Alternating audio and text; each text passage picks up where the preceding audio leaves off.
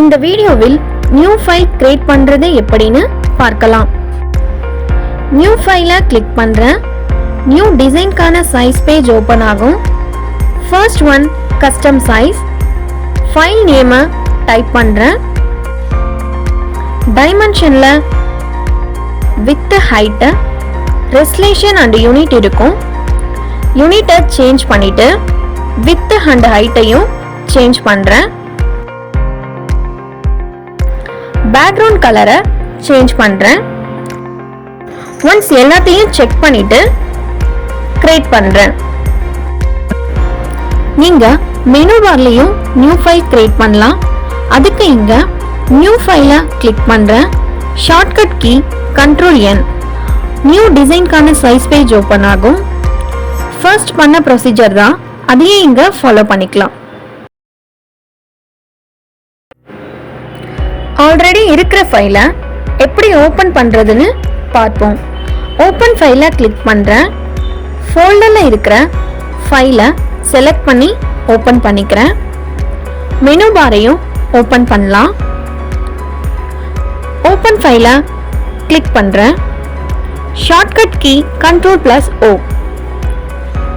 ஃபைலை செலக்ட் பண்ணி ஓபன் பண்றேன்.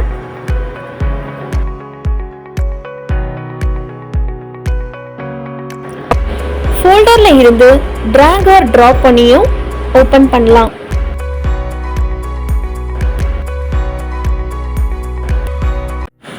சைஸ் டெம்ப்ளேட் ஓபன் பண்றது எப்படின்னு பார்ப்போம்.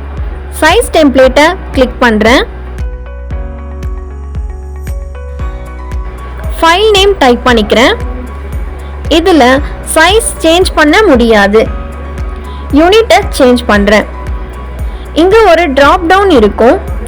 இதுல நாங்க யூஸ் பண்ற சைஸ் டெம்ப்ளேட் இருக்கும்.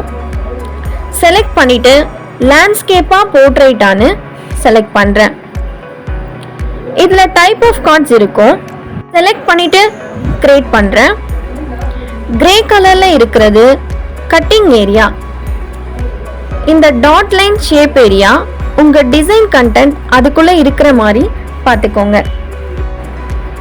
மெனு பார்ல நியூ ஃபைலை கிளிக் பண்ணியும் ஓபன் பண்ணலாம்.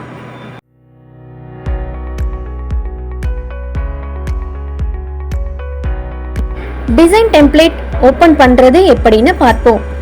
டிசைன் டெம்ப்ளேட்டை கிளிக் பண்றேன். மேல ஒரு டிராப் டவுன் இருக்கும்.